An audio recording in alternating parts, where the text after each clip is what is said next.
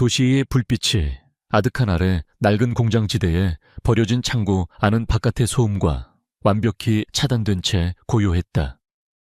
그 중심에는 4명의 앳된 얼굴들이 각자의 모니터에서 뿜어져 나오는 푸른빛을 받으며 숨막히는 긴장감 속에서 움직이고 있었다. 이곳은 세상의 눈을 피해 그들만의 정의를 실현하는 비밀스러운 성역이자 엘리시움이라 불리는 팀의 작전 본부였다. 그들은 고아였고 세상이 버린 아이들이었지만 서로에게는 유일한 가족이자 가장 강력한 무기였다. 리더인 레오는 19살이라고는 믿기지 않을 만큼 침착한 눈으로 중앙의 메인 스크린을 응시하고 있었다. 화면에는 수십 개의 감시 카메라 영상과 데이터 흐름을 나타내는 그래프들이 복잡하게 얽혀 있었다. 그의 역할은 흩어진 정보의 조각들을 모아 하나의 거대한 그림을 완성하고 팀원들이 최적의 경로로 움직일 수 있도록 지휘하는 것이었다. 그의 손끝에서 모든 작전이 시작되고 끝났다. 지금은 마지막 단계를 앞두고 있었다. 세라피나 방화벽 상태는 레오의 목소리는 나직했지만 창고 안에 모든 공기를 장악하는 힘이 있었다. 그의 질문에 닉스느라는 이름으로 더 유명한 18살의 천재 해커 세라피나가 키보드를 두드리던 손을 잠시 멈추고 입을 열었다. 그녀의 눈은 수많은 코드라인들 사이를 맹렬하게 오가고 있었다. 예상대로 오중 보안이야. 마지막 3번째를 통과하는 중. 놈들도 꽤나 공을 들였네. 하지만 이런 99조로는 내 시간을 3분 이상 끌 수 없어. 그녀의 말에는 절대적인 자신감이 배어 있었다. 그녀에게 디지털 세계는 놀이터와 같았고 복잡한 보안 시스템은 풀어야 할 재미있는 퍼즐에 불과했다. 그녀의 손가락이 다시 춤을 추기 시작하자 모니터의 방화벽 아이콘들이 하나씩 깨져나가며 녹색의 접근 허용 메시지로 바뀌었다. 그녀는 단순한 해커가 아니었다. 그녀는 디지털 세계의 유령이었고 누구도 그녀의 흔적을 잡을 수 없었다. 같은 시각 작전의 최전선에는 또 다른 18살 카이가 있었다. 그는 표적이 된 박민혁 국회의원의 후원회, 밤 행사에 웨이터로 완벽하게 위장한 채 움직이고 있었다. 그의 잘생긴 얼굴과 사람 좋은 미소는 누구의 의심도 사지 않았다. 하지만 그의 눈은 끊임없이 주변을 살피며 기회를 엿보고 있었다. 그의 임무는 박 의원의 개인 비서에게 접근해 그녀의 휴대폰에 초소형 데이터 송신기를 부착하는 것이었다. 카이 타겟이 움직인다. 3시 방향 샴페인 테이블 쪽으로. 레오의 목소리가 카이의 귀 속에 장착된 초소형 수신기를 통해 들려왔다. 카이는 자연스럽게 샴페인 병을 들고 그쪽으로 향했다. 그는 비서에게 다가가 부드러운 목소리로 말을 걸었다. 실례합니다, 의원님의 연설이 곧 시작될 예정이라 모두가 찾고 계십니다. 잠시 자리를 비우신 것 같아서요. 그의 말에 비서는 당황하며 휴대폰을 찾기 시작했고 바로 그 순간 카이는 그녀의 가방에 스치듯 지나가며 임무를 완수했다. 모든 것이 1초도 안 되는 사이에 일어났다. 그들이 심어놓은 장치는 17살의 막내 엘라라의 작품이었다. 그녀는 기계공학과 전자공학의 신동으로 상상하는 모든 것을 현실로 만들어내는 능력을 가졌다. 지금 그녀는 자신의 태블릿으로 송신기가 제대로 작동하는지, 데이터가 안정적으로 전송되는지를 확인하고 있었다. 신호 안정적이야. 데이터 스트리밍 시작. 오빠 언니들, 이제부터는 내 세상이네. 엘라라의 목소리에는 어린 나이 특유의 장난기가 섞여 있었지만 그녀의 눈은 그 누구보다 진지하게 빛나고 있었다. 모든 준비는 끝났다. 레오는 깊은 숨을 내쉬고 마지막 명령을 내렸다. 세라피나 문을 열어. 카이, 이제 빠져나와. 엘라라 데이터 백업과 동시에 모든 언론사에 전송 준비해. 그의 말이 떨어지기 무섭게 세라피나의 화면에 박민혁 의원의 비밀 계좌 내역, 불법 정치 자금 수수 기록, 심지어 내연녀와의 대화 내용까지 담긴 파일들이 폭포수처럼 쏟아져 나왔다. 그것은 지난 몇 주간 그들이 밤을 새워가며 모은 박 의원의 추악한 진실이었다. 전송 완료. 엘라라가 외쳤다. 그 순간 행사장 대형 스크린에 송출되던 박민혁 의원의 홍보 영상이 갑자기 꺼지더니 그의 모든 비리 증거들이 적나라하게 재생되기 시작했다. 행사장은 순식간에 아수라장이 되었다. 기자들의 플래시가 터지고 사람들의 비명과 웅성거림이 뒤섞였다. 카이는 유유히 군중 속으로 사라졌고 박민혁 의원은 사색이 된 채 스크린을 바라보며 주저앉았다. 부패한 권력의 종말은 이토록 허무하고 극적이었다. 창고 안 4명의 아이들은 말없이 스크린을 통해 펼쳐지는 광경을 지켜보았다. 그들의 얼굴에는 기쁨이나 환호 대신 차가운 만족감만이 감돌았다. 이것은 그들에게 승리가 아니라 마땅히 있어야 할 곳으로 모든 것을 되돌려 놓는 과정일 뿐이었다. 그들은 세상이 외면한 정의를 자신들의 방식으로 실현하고 있었다. 작전이 끝나자 긴장이 풀린 창고 안은 다시 평범한 10대들의 공간으로 돌아왔다. 세라피나는 의자에 등을 기대고 크게 하품을 했고 엘라라는 남은 부품으로 작은 드론을 조립하기 시작했다. 카이는 들어오자마자 냉장고로 달려가 콜라를 꺼내 마셨다. 레오는 잠시 창밖을 내다보았다. 화려하지만 차가운 도시의 야경은 마치 그들의 삶을 닮아 있는 것 같았다. 그들에게는 돌아갈 집도 기다리는 부모도 없었다. 그들이 기댈 수 있는 것은 오직 서로뿐이었다. 그들을 하나로 묶어준 것은 햇살 고아원의 김 원장님이었다. 그는 피 한 방울 섞이지 않은 그들을 친자식처럼 아끼고 사랑해 주었던 유일한 어른이었다. 그들이 가진 특별한 재능을 알아보고 지지해 준 것도 세상의 편견으로부터 그들을 지켜준 것도 모두 그였다. 그때 레오의 개인 휴대폰이 날카롭게 울렸다. 발신 번호는 낯선 번호였다. 보통 이런 번호는 받지 않지만 이상하게도 불길한 예감이 그의 심장을 옥죄었다. 그는 조심스럽게 통화 버튼을 눌렀다. 여보세요? 수화기 너머에서는 차갑고 사무적인 목소리가 들려왔다. 혹시 레오군 되십니까? 여기는 서울중앙경찰서입니다. 햇살 고아원의 김영철 원장님 건으로 연락드렸습니다. 순간 창고 안의 모든 소음이 멈췄다. 세라피나 카이, 엘라라의 시선이 모두 레오에게로 향했다. 레오의 얼굴은 창백하게 굳어 있었다. 그는 간신히 목소리를 쥐어짰다. 원장님께 무슨 일이라도 있습니까? 경찰의 대답은 잔인할 정도로 명료했다. 오늘 오후 한강 다리 위에서 투신하셨습니다. 유서가 발견되었고 연락처에 레오군의 번호가 가장 위에 있어서 그 뒤의 말은 더 이상 들리지 않았다. 레오의 손에서 휴대폰이 힘없이 떨어져 바닥에 부딪혔다. 쨍그랑하는 소리가 마치 세상이 무너지는 소리처럼 크게 울렸다. 그들에게 아버지와도 같았던 그들의 유일한 빛이었던 사람이 사라졌다. 갑작스러운 비극 앞에 4명의 천재들은 아무것도 할 수 없는 무력한 아이들로 돌아가 버렸다. 그들의 완벽했던 세계에 거대한 균열이 생기기 시작했다. 경찰서에서 유품을 건네받고 돌아온 고아원은 싸늘하게 식어 있었다. 항상 아이들의 웃음소리로 가득했던 곳은 이제 죽음의 침묵만이 감돌았다. 원장실은 주인을 잃은 채 텅 비어 있었다.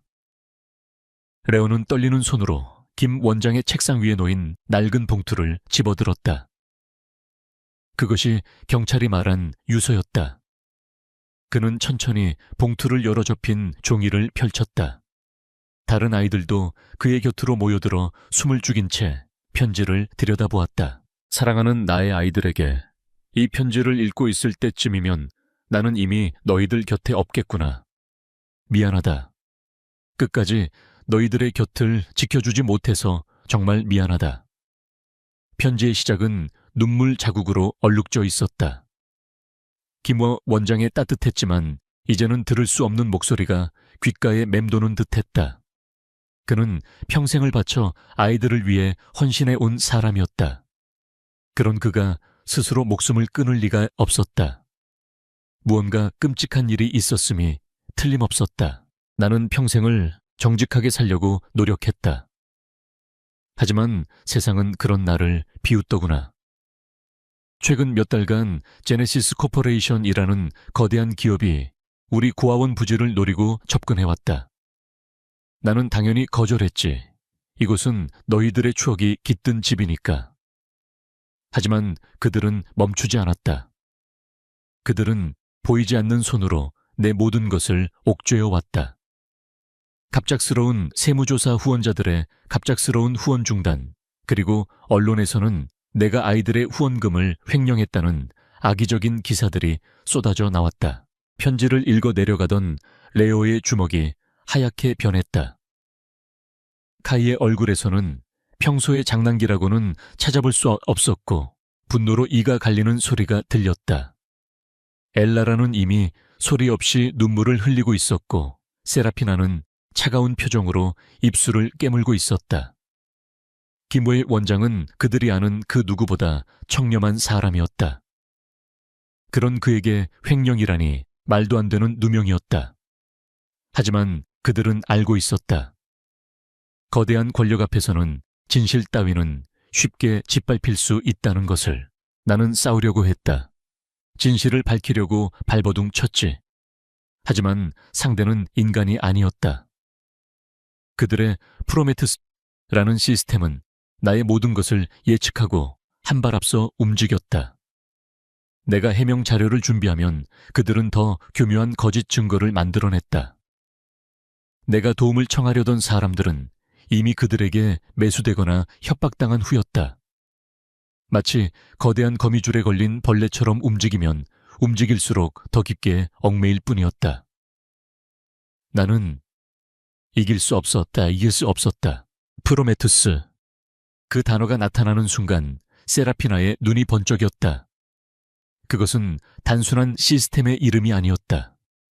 그것은 이 모든 비극을 조종한 보이지 않는 적의 실체였다. 김 원장은 계속해서 절망을 토해냈다. 결국 나는 모든 것을 잃었다. 평생의 명예와 너희들을 지켜줄 수 있는 최소한의 힘까지도. 내가 여기서 사라지는 것이 어쩌면 이 악랄한 공격을 멈추고 남은 너희들에게라도 피해가 가지 않게 하는 유일한 방법일지도 모른다는 어리석은 생각을 하게 되었다. 부디 나를 용서해다오. 너희는 세상에서 가장 똑똑하고 강한 아이들이니 부디 서로를 의지하며 꿋꿋하게 살아가야 한다.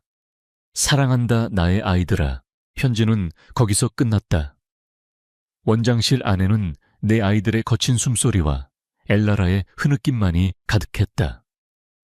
박민혁 의원의 비리를 폭로했을 때 느꼈던 차가운 만족감은 온데간데 없었다.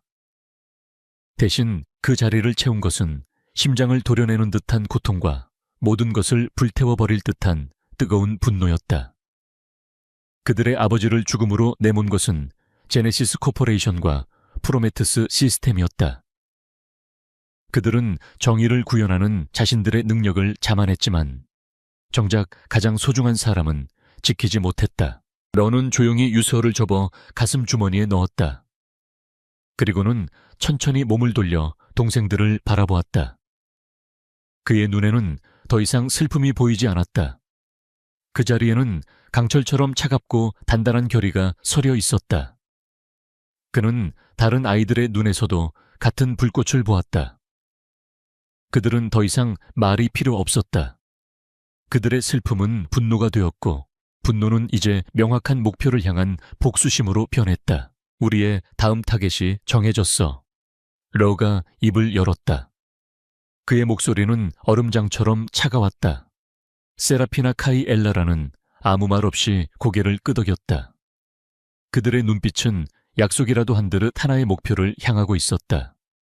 그것은 바로 거대 기업 제네시스 코퍼레이션의 심장, 모든 비극의 원흉인 프로메테스 시스템이었다. 그들은 자신들의 아버지를 앗아간 대가를 반드시 치르게 할 것이다.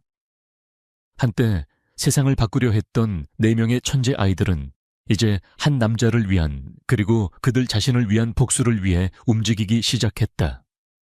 그들의 앞에는 상상조차 할 수 없는 거대한 그림자가 드리워져 있었다.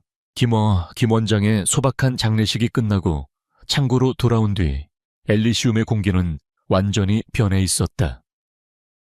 이전의 자유분방함과 10대 특유의 활기는 온데간데 없고 차갑고 묵직한 침묵만이 그들을 짓눌렀다. 슬픔은 마르지 않는 분노에 강이 되어 그들의 가슴 속에서 조용히 하지만 맹렬하게 흐르고 있었다. 복수라는 단어는 이제 단순한 감정적 동기가 아니라 그들의 존재 이유 그 자체가 되어버렸다. 레오는 중앙 스크린 앞에 서서 제네시스 코퍼레이션과 그 정점에 있는 강태준 회장에 대한 모든 정보를 띄워놓고 있었다. 화면 속 강태준은 대한민국이 낳은 신화적인 인물이었다. 찢어지게 가난한 집안에서 태어나 스스로의 힘으로 국내 최대의 IT 기업을 일군 입지전적인 인물. 그의 얼굴은 각종 시사 잡지에 표지를 장식했고 그의 연설은 희망을 잃은 젊은이들에게 성서처럼 여겨졌다. 그는 기술로 세상을 이롭게 하겠다는 비전을 제시하는 카리스마 넘치는 리더이자 자비로운 자선사업가로 포장되어 있었다. 가면 한 번 요란하네. 카이가 팔짱을 낀 채 씁쓸하게 중얼거렸다. 그의 눈에는 경멸이 가득했다. 사람의 거짓말과 위선을 꿰뚫어 보는 능력을 가진 그에게 강태준의 대외적인 이미지는 역겨운 위선 덩어리로밖에 보이지 않았다. 저 완벽하게 계산된 미소 뒤에 얼마나 많은 사람들의 피눈물이 숨겨져 있을지 생각하니 치가 떨렸다. 그들은 이미 그 진실의 가장 끔찍한 단면을 경험했다. 정보가 너무 깨끗해. 이게 더 수상해. 세라피나가 여러 개의 데이터베이스를 동시에 검색하며 말했다. 그녀의 손가락은 이미 몇 시간째 키보드 위를 떠나지 않고 있었다. 강태준의 개인사 제네시스의 초기 투자자금 출처 인수합병 과정에서 잡음이 있었던 기업들의 기록. 전부 다 너무 완벽하게 정리되어 있어. 마치 누군가가 그의 인생 전체를 잘 짜인 시나리오처럼 편집해 놓은 것 같아. 그녀의 말대로였다. 보통 거대 기업의 성장세는 필연적으로 어두운 이면이나 논란거리가 있기 마련인데 제네시스에게는 그런 것이 전혀 존재하지 않았다. 려는 강태준의 얼굴을 뚫어져라 쳐다보며 생각에 잠겼다. 적을 알기 위해서는 그의 모든 것을 알아야 했다. 하지만 적이 자신의 모든 것을 완벽하게 숨기고 있다면 정면으로 부딪히는 것은 자살 행위나 다름없었다. 정면 돌파는 불가능해. 우리가 아는 건 오직 하나, 프로메테스라는 이름뿐이야. 그 시스템이 바로 강태준의 진짜 얼굴이자 제네시스의 심장일 거야. 그걸 찾아야 해. 레어의 결정에 따라 작전의 방향이 정해졌다. 세라피나의 임무는 제네시스의 네트워크에 침투하여 프로메테스의 실체를 파악하는 것이었다. 이것은 지난번 박민혁 의원의 서버를 해킹하는 것과는 차원이 다른 문제였다. 대한민국 최고의 보안 전문가들과 막대한 자본으로 구축된 철옹성이었다. 세라피나는 자신의 모든 능력을 총동원해야 했다. 그녀는 먼저 자신의 존재를 숨기기 위해 전 세계에 흩어져 있는 수백 개의 프록시 서버를 경유하는 가상 터널을 구축했다. 그녀의 디지털 흔적은 이제 모스크바에서 시작해 부에노스아이레스를 거쳐 도쿄에서 끝나는 복잡한 미로가 되었다. 첫 번째 목표는 제네시스의 외부 홍보용 웹사이트였다. 가장 방어가 허술할 것이라 예상했지만 그조차도 만만치 않았다. 기본적인 방화벽 뒤에 지능형 침입 탐지 시스템이 겹겹이 버티고 있었다.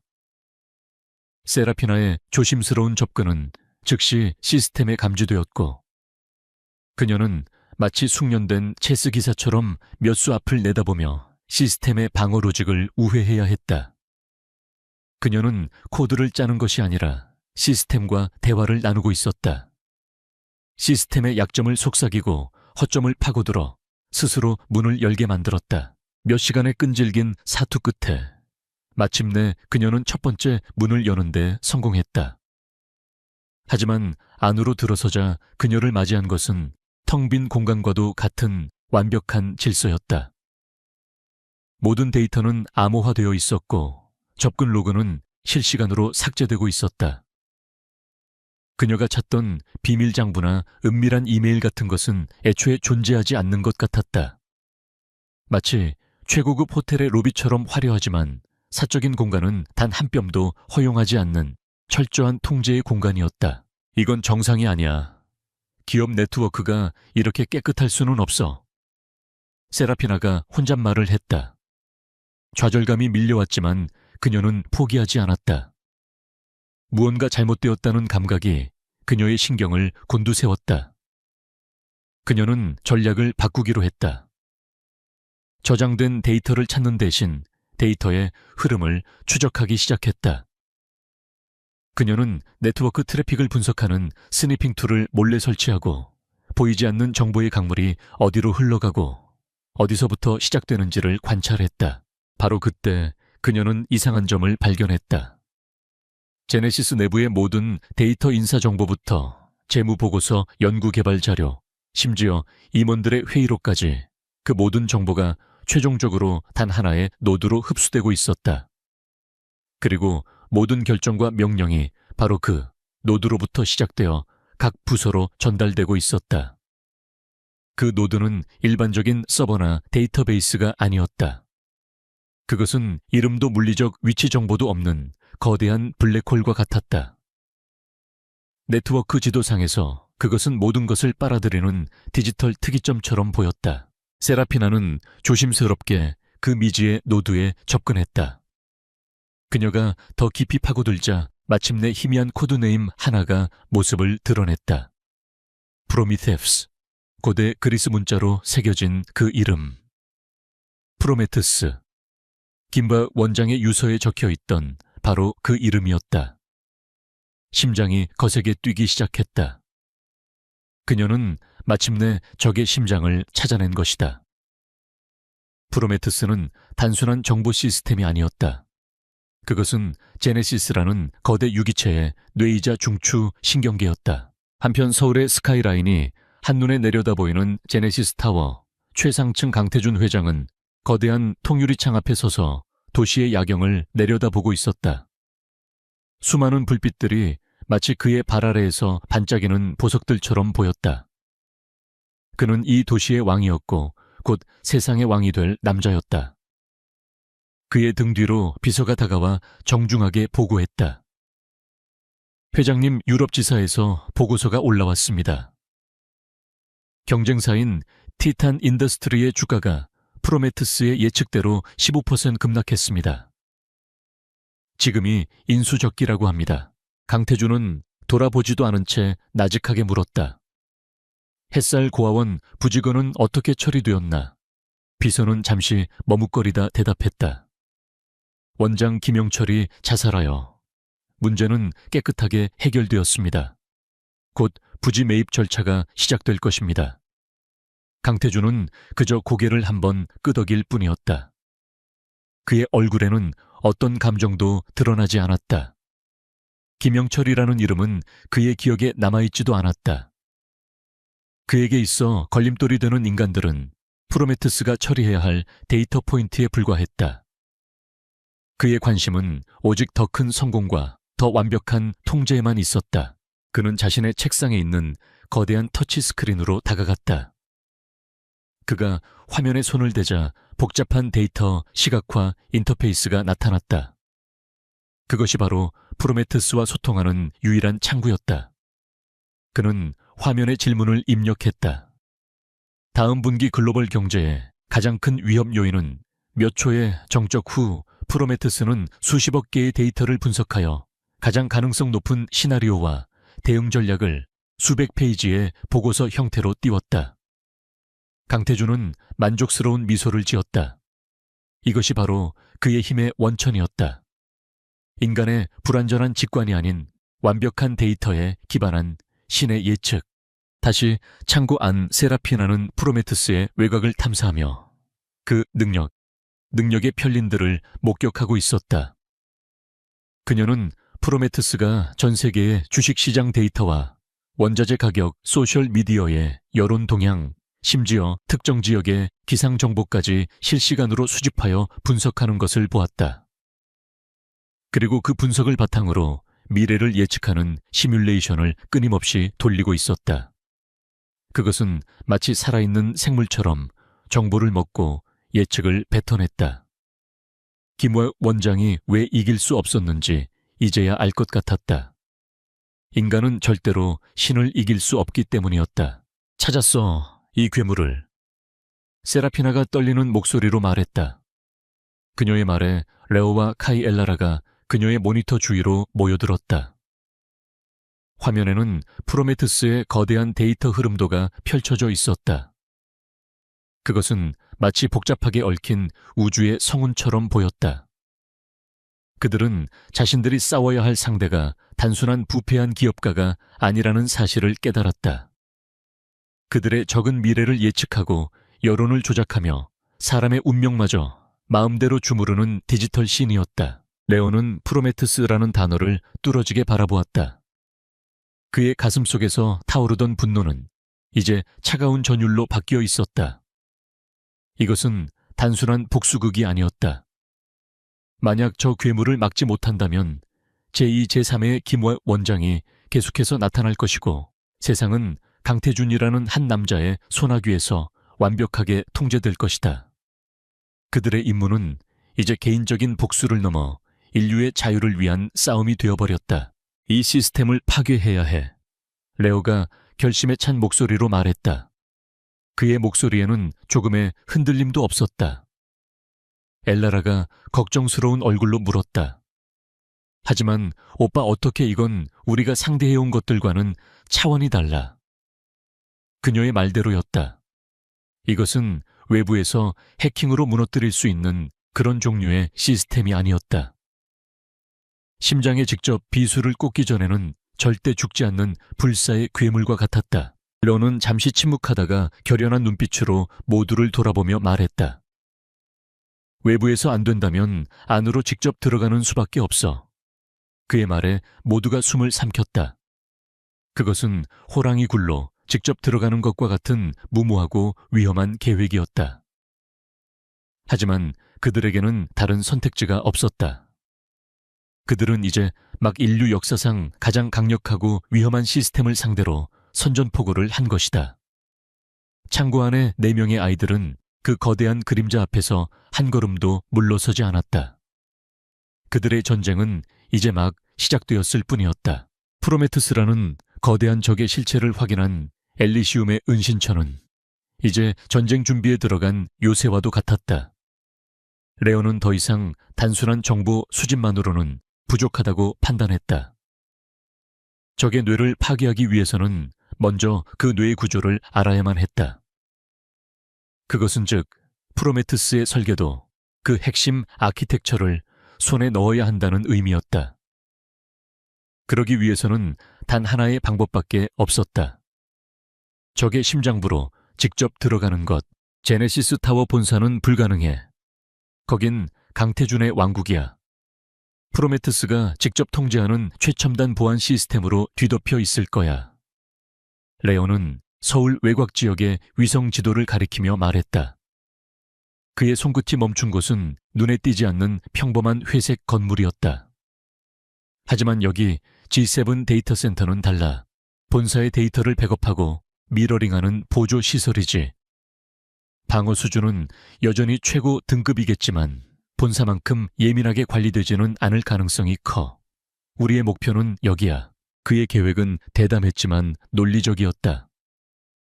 가장 단단한 정문을 부수는 대신 상대적으로 허술할 수 있는 빈문을 노리는 전략이었다. 목표가 정해지자 엘리시움은 일사불란하게 움직이기 시작했다. 이 위험천만한 임무의 성패는 두 사람의 어깨에 달려 있었다. 바로 기계의 신 엘라라와 변신의 귀재 카이였다. 모두가 잠든 새벽에도 창고의 한쪽 구석 엘라라의 작업 공간에서는 작은 불꽃과 납땜 연기가 피어올랐다. 그녀는 확대경을 쓴 채 머리카락보다 얇은 회로에 전선을 연결하는 정교한 작업을 하고 있었다. 그녀가 만들고 있는 것은 이번 작전의 핵심이 될 초소형 데이터 복제장치 허밍버드였다. 이름처럼 작고 은밀하게 움직여야 하는 장치였다. 완성된 허밍버드는 새끼 손톱보다도 작았고 서벌렉의 마더보드에 붙어있는 수많은 축정이 중 하나처럼 보이도록 완벽하게 위장되어 있었다. 그 작은 몸체 안에는 자체적인 전력 공급 장치와 수페타바이트 용량의 솔리드 스테이트 드라이브, 그리고 발각되지 않고 짧은 시간 동안 데이터를 전송할 수 있는 은폐형 통신 모듈이 집약되어 있었다. 이것은 단순한 장비가 아닌 엘라라의 천재성이 빚어낸 예술 작품이었다. 같은 시각 카이는 또 다른 자신을 만들어내고 있었다. 그의 목표는 G7 데이터 센터에 유지보수 계약을 맺은 외부 업체 소속의 기술자 김민준이라는 인물로 완벽하게 변신하는 것이었다. 그는 단순히 유니폼을 입고 신분증을 위조하는 데 그치지 않았다. 그는 김민준이라는 사람의 모든 것을 흡수했다. 그의 걸음걸이, 피곤해 지친 어깨 말할 때, 미세하게 떨리는 입꼬리, 심지어 그가 즐겨 마시는 싸구려 커피 브랜드까지. 카이는 김민준의 SNS를 분석하고 그의 동료들의 대화를 해킹하여 그의 인간관계와 성격까지 파악했다. 작전 당일 거울 앞에 선 사람은 카이가 아니라 고된 업무와 박봉에 시달리는 평범한 30대 기술자 김민준이었다. 마침내 작전의 날이 밝았다. 카이가 낡은 봉고차를 몰고 데이터 센터로 향하는 동안 창고 안에 레와 세라피나는 숨을 죽인 채 각자의 모니터에 집중하고 있었다. 그들의 화면에는 데이터 센터의 설계도, 해킹을 통해 간신히 확보한 일부 감시 카메라 영상, 그리고 카이의 유니폼에 부착된 생체 신호 측정기의 데이터가 실시간으로 표시되고 있었다. 특히 세라피나의 역할이 중요했다. 그녀는 카이가 움직이는 동안 데이터 센터의 보안, AI와 보이지 않는 전쟁을 벌여야 했다. 카이 3분 뒤 정문에 도착. 정문 보안팀이 너의 신원을 조회할 거야. 내가 지금 인사과 데이터베이스에 김민준의 오늘 출입 기록을 생성하고 있어. 세라피나의 손가락이 폭풍처럼 키보드를 두드렸다. 그녀는 보안 시스템의 눈을 속이기 위해 미세한 노이즈를 일으켰다. 예를 들어 카이가 출입증을 태그하는 순간 다른 구역의 온도 센서에 거짓 경고를 보내 보안 요원들의 주의를 잠시 분산시키는 식이었다. 아주 사소하지만 결정적인 순간에 허점을 만들어내는 고도의 심리전이었다. 카이는 마침내 G7 데이터 센터의 육중한 철문 앞에 섰다. 무표정한 경비원의 안내에 따라 그는 지문과 홍채를 스캔했다. 승인되었습니다. 기계음이 울리고 첫 번째 관문이 열렸다. 안으로 들어서자 서버 수만 대가 내뿜는 서늘한 공기와 일정한 기계음이 그를 맞았다. 복도는 미로처럼 얽혀 있었고 바닥의 압력 센서와 천장의 동작 감지기가 모든 움직임을 감시하고 있었다. 한 걸음 한 걸음이 살얼음판을 걷는 것 같았다. 전방 20m에서 순찰조 2명 접근 중. 10초 뒤 오른쪽 38번 서버실로 들어가. 지금. 레어의 침착한 목소리가 귓속의 초소형 수신기를 통해 들려왔다. 카이는 마치 원래 자신의 동선이었던 것처럼 자연스럽게 방향을 틀어 서버실로 들어갔다. 레어는 해킹한 설계도와 카메라 영상을 바탕으로 가장 안전한 경로를 찾아내고 있었고 카이는 그의 눈과 발이 되어 움직였다. 그들의 완벽한 호흡은 수년간 함께하며 다져온 끈끈한 신뢰의 결과였다. 마침내 목표 지점인 지하 3층 B구역의 실번 서버렉에 도착했다. 이곳은 프로메테스의 핵심 데이터가 미러링되는 곳으로 추정되는 장소였다. 카이는 유지보수용 공구함을 열고 자연스럽게 렉의 패널을 열었다. 그의 심장이 세차게 뛰었지만 손은 조금의 떨림도 없이 침착하게 움직였다. 그가 허밍버드를 꺼내 마더보드에 지정된 위치에 부착하려는 바로 그 순간이었다. 갑자기 서버실 전체에 날카로운 경고음이 울려 퍼졌다. 중강 통제실에서 비구역 1번 라액에 대한 긴급 시스템 점검을 시작합니다. 안내 방송이 울려 퍼지자 창고 안의 공기가 얼어붙었다. 젠장 함정인가 세라피나의 얼굴이 하얗게 질렸다. 이것은 예정에 없던 돌발 상황이었다. 화면 속에서 복도를 걷는 보안팀장의 모습이 보였다. 그는 곧 카이가 있는 서버실로 들어올 터였다. 카이 당장 철수해.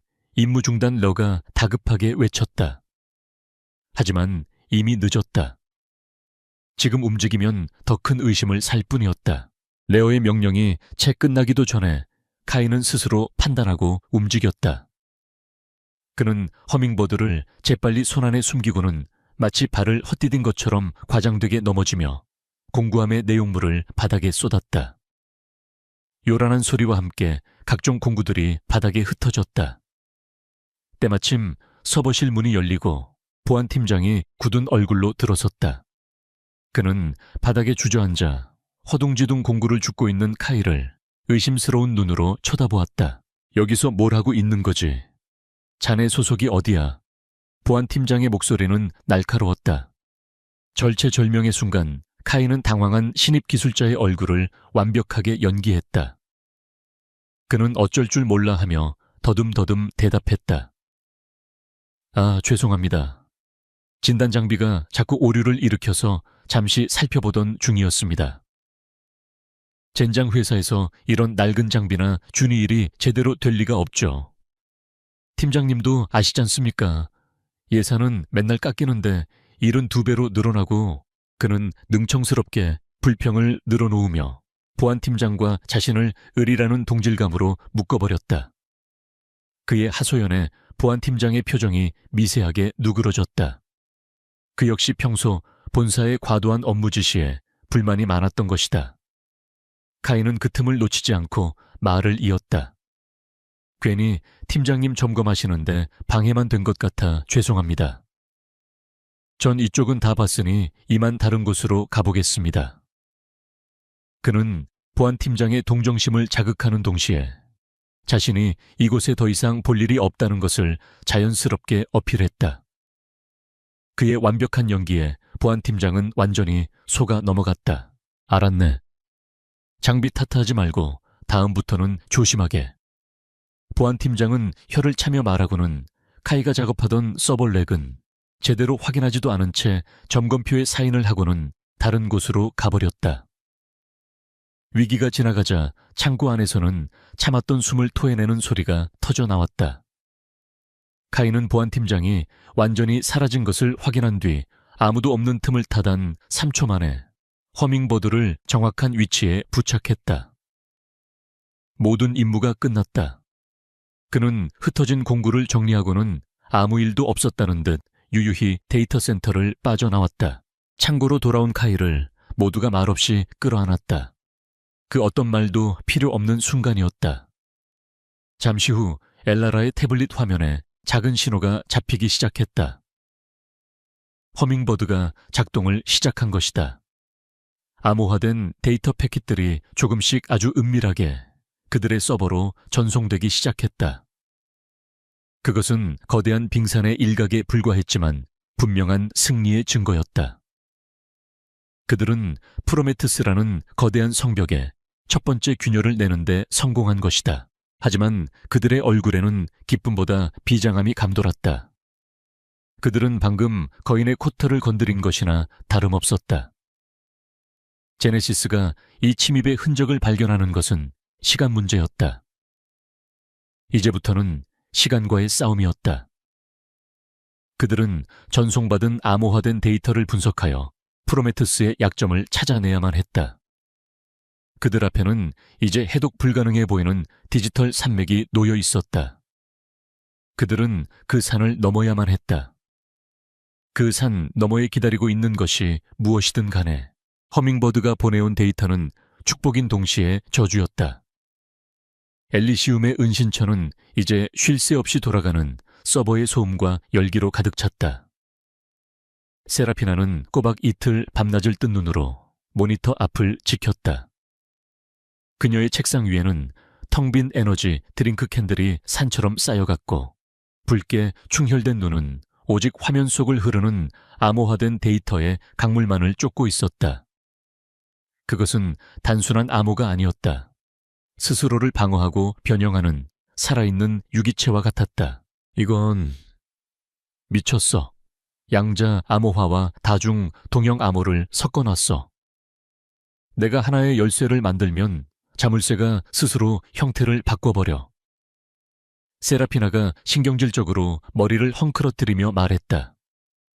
그녀의 천재적인 재능조차도 이 거대한 디지털 산맥 앞에서는 한없이 작게 느껴졌다. 하지만 그녀는 포기할 수 없었다. 이 데이터는 김 원장의 피와 맞바꾼 것이나 다름없었기 때문이다. 다른 팀원들도 각자의 위치에서 그녀를 돕고 있었다. 엘라라는 서버의 연산 능력을 극대화하기 위해 냉각 시스템을 개조하고 전력 공급을 안정시키는 작업을 했다.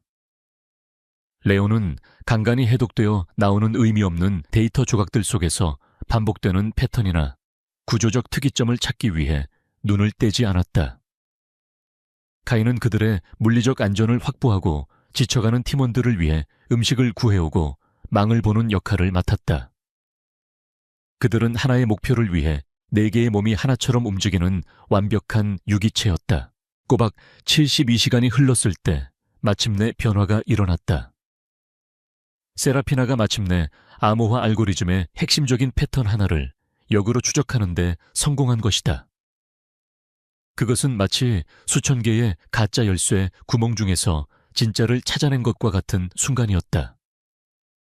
그녀가 마지막 명령어를 입력하자 화면을 가득 채웠던 무의미한 기호들의 폭포수가 멈추고 마침내 해독된 데이터의 첫 번째 레이어가 모습을 드러냈다. 시스템 로그 단편화된 코드 조각들, 수많은 변수와 함수들이 뒤섞인 거대한 정보의 바다였다. 해냈어.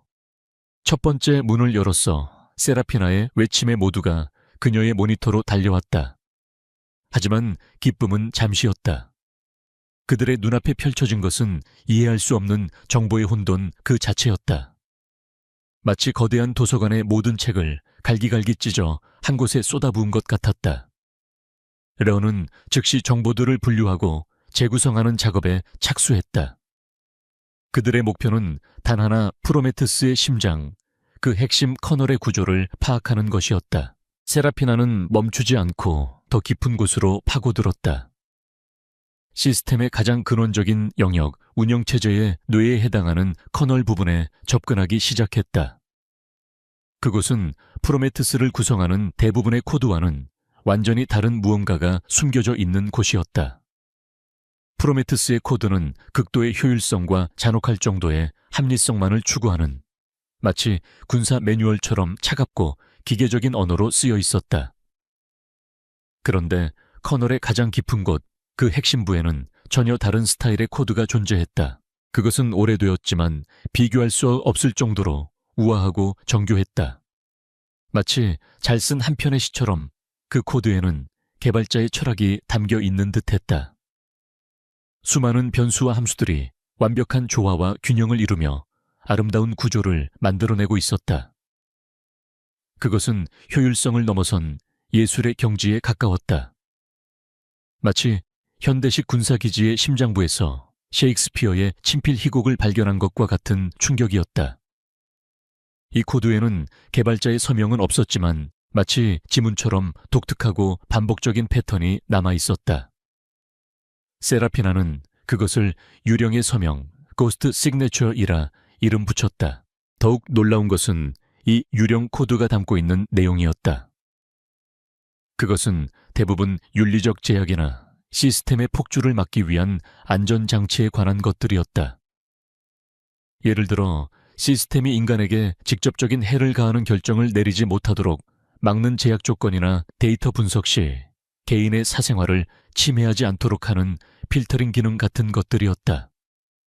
하지만 그 기능들의 대부분은 현재의 프로메테스 시스템에 의해 무력화되거나 더 조잡하고 잔인한 코드로 더 씌워져 있었다. 이것은 분명한 증거였다. 프로메테스는 처음부터 괴물로 태어난 것이 아니라 누군가에 의해 괴물로 만들어진 것이었다. 바로 그 시각 제네시스 타워의 강태준 회장 집무실에서는 외부 세계에는 들리지 않는 조용한 경고음이 울리고 있었다.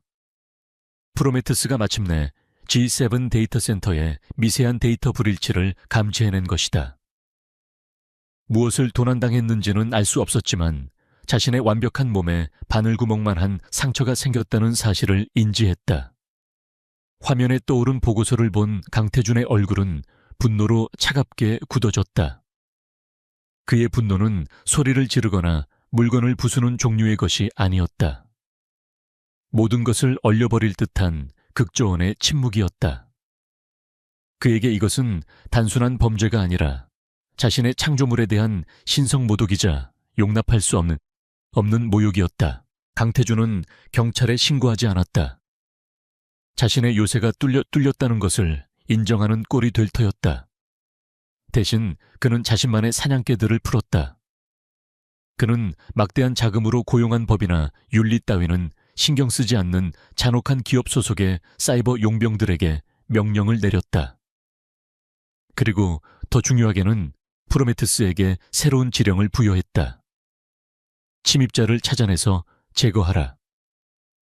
프로메테스는 그 즉시 전 세계의 네트워크 트래픽을 스캔하기 시작했다. 도난당한 데이터 패킷이 남겼을지 모를 희미한 전파의 메아리를 찾아 거대한 디지털 그물을 전 지구적으로 펼치기 시작했다. 엘리시움의 은신처에서는 갑자기 모든 시스템에 경고등이 켜졌다. 세라피나의 모니터에 그들의 네트워크 방어벽이 공격받고 있음을 알리는 경고창들이 수십 개나 떠올랐다. 이것은 평범한 해커들의 공격이 아니었다. 외과 수술처럼 정교하고 끊임없이 약점을 파고드는 지능적인 공격이었다. 세라피나는 데이터를 해독하는 동시에 자신들의 은신처를 지키기 위한 디지털 방어선을 구축해야만 했다. 그녀의 손가락이 두 개의 키보드 위를 오가며 미친 듯이 춤을 췄지만 적의 공격은 상상 이상으로 거셌다.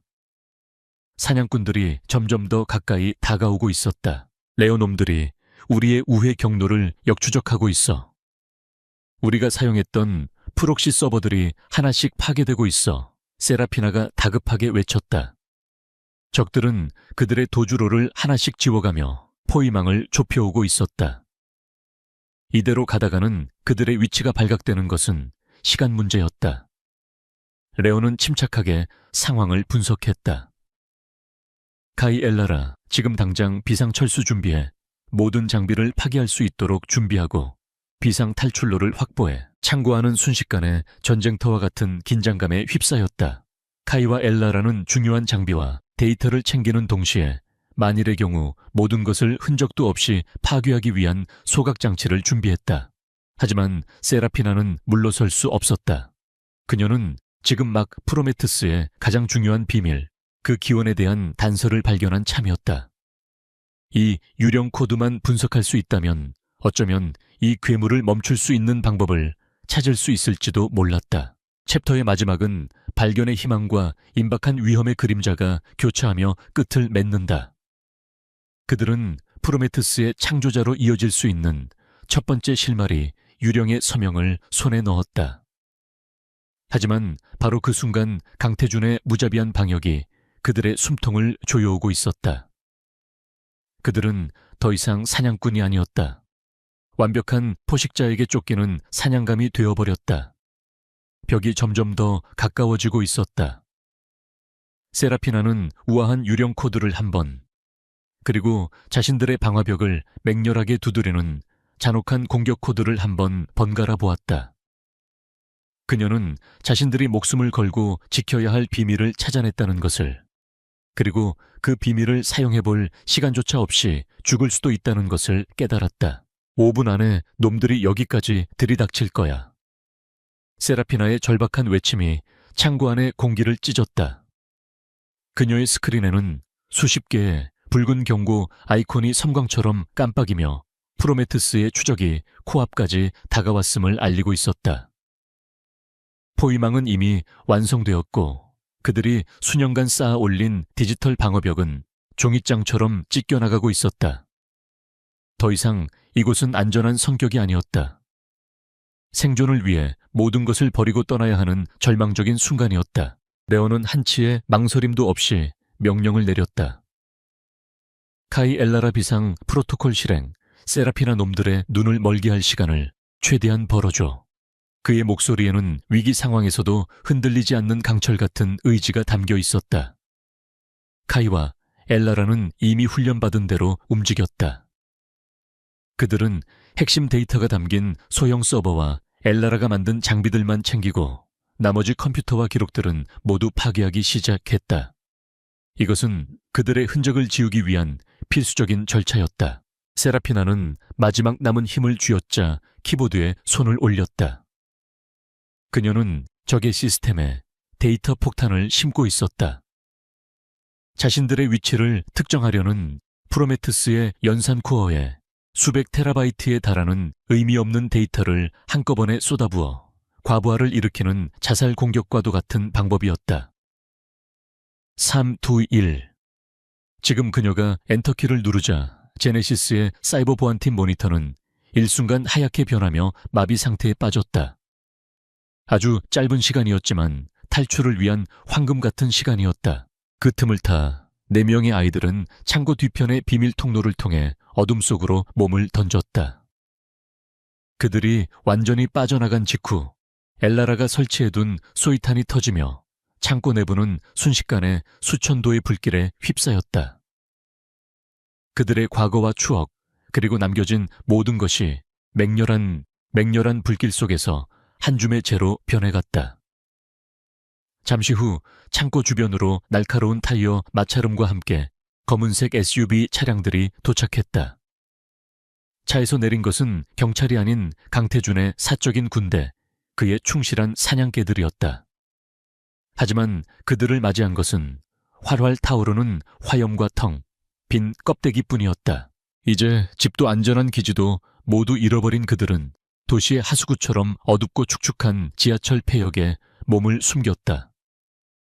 이곳은 만일의 사태를 대비해 엘라라가 미리 찾아둔 비상 대피소 중 하나였다.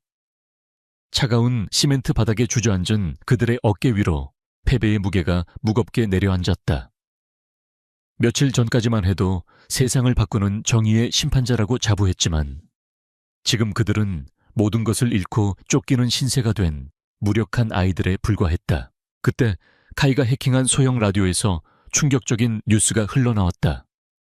어젯밤 대한민국 국가금융 전산망에 대한 동시다발적인 사이버 테러가 발생했습니다.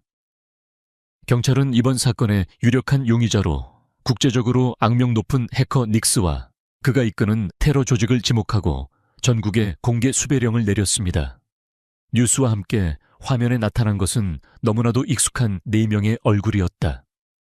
바로 그들 자신의 얼굴이었다. 강태준은 단순히 그들을 추격하는데 그치지 않았다. 그는 프로메테스를 이용해 완벽한 거짓 증거를 만들어냈고 그들을 하루아침에 국가의 적으로 흉악한 사이버 테러리스트로 둔갑시켜버린 것이다. 모든 것이 변했다. 이제 그들은 단순한 해커가 아니라 전 국민이 아는 테러리스트였다. 그들의 모든 신상이 공개되었고 그들이 사용하던 모든 가짜 계좌는 동결되었다. 과거에 도움을 주었던 정보원들은 모두 등을 돌렸다. 세상 전체가 그들의 적이 된 것이다. 압도적인 절망감 속에서 팀의 분위기는 최악으로 치달았다. 엘라라는 두려움에 떨었고 카이는 세상의 부조리함에 분노를 터뜨렸다. 세라피나는 자신의 해커 예명인 닉스가 이용당했다는 사실에 깊은 죄책감에 빠졌다. 모두가 침묵에 잠겨 있을 때 레오가 입을 열었다. 그의 얼굴은 잿빛이었지만 눈빛만은 꺼지지 않는 불꽃처럼 타오르고 있었다. 우리가 졌다. 하지만 이건 끝이 아니야. 그는 모두를 둘러보며 말했다. 강태준은 우리의 존재를 지우는 것을 넘어 우리를 악마로 만들려고 하고 있어. 이제 숨어서 시스템을 공격하는 방식으로는 아무것도 바꿀 수 없어. 요서 우리의 이름에 씌워진 누명을 벗기 전에는. 그의 말에 모두가 고개를 들었다. 레오의 눈에는 새로운 전략이 번뜩이고 있었다. 우리의 목표를 변경한다. 프로메테스를 파괴하는 것만이 목적이 아니야. 그 시스템을 조종하는 악마 강태준의 실체를 세상에 폭로해야만 해. 우리의 복수가 아니라 우리의 정의와 명예를 위한 싸움을 시작하는 거야. 그의 선언에 팀원들의 눈빛이 달라지기 시작했다. 절망의 잿더미 속에서 새로운 목표라는 불씨가 타오르기 시작한 것이다. 숨어서 싸우는 것이 아니라 세상과 정면으로 맞서 싸워야 하는 훨씬 더 위험하고 어려운 길이었다. 그들의 새로운 계획의 첫 번째 단계는 여론과의 싸움이었다. 이미 테러리스트로 낙인 찍힌 그들의 말을 믿어줄 사람은 아무도 없었다. 경찰이나 검찰에 가는 것은 스스로 호랑이 굴에 들어가는 짓이었다. 그들에게는 진실을 말해줄 스피커가 필요했다. 거대 기업의 압력에도 굴하지 않고 진실을 파헤치는 것으로 유명한 독립 언론인 최지수 기자. 그녀가 그들의 유일한 희망이었다. 접근은 극도로 조심스러워야 했다. 모든 통신망이 감시당하고 있는 상황에서 이메일이나 전화를 사용하는 것은 자살 행위였다. 결국 가장 위험하지만 유일한 방법, 물리적인 접촉을 시도하기로 했다. 이 임무는 다시 카이의 몫이 되었다. 그는 후드티를 깊게 눌러쓰고 도시의 그림자 속으로 스며들었다. 거리에 깔린 수천 개의 CCTV와 곳곳에 배치된 경찰들을 피하기 위해 그는 동물의 감각처럼 도시의 흐름을 읽으며 움직였다. 하이테크 장비 하나 없이 오직 자신의 능력만으로 움직여야 하는 고독한 싸움이었다. 몇 시간의 사투 끝에 카이는 마침내 최지수 기자의 사무실이 있는 낡은 건물 옥상에 도착했다. 그는 창문 틈으로 그들의 무죄를 입증할 최소한의 증거와 암호화된 비상 연락망이 담긴 작은 USB 메모리 칩을 그녀의 책상 위로 떨어뜨리는데 성공했다. 이제 주사위는 던져졌다. 최지수 기자가 그들을 믿어줄지 아니면 즉시 경찰에 신고할지는 아무도 알 수 없었다. 그들은 작은 희망에 모든 것을 걸어야만 했다. 다시 지하철 폐역으로 돌아온 그들은 낡은 라디오 주위에 모여 앉았다. 라디오에서는 여전히 그들을 비난하는 뉴스만이 흘러나오고 있었다. 그들은 자신들의 인생에서 가장 낮은 곳으로 추락해 있었다. 자원은 바닥나고 있었고 세상은 그들을 향해 손가락질하고 있었다. 최지수 기자라는 희망의 불씨는 거대한 어둠 속에서 금방이라도 꺼져버릴 듯 위태로워 보였다. 레오는 지쳐 쓰러져 있는 동생들의 얼굴을 바라보았다. 그의 마음속에서 뜨거운 무언가가 치밀어 올랐다.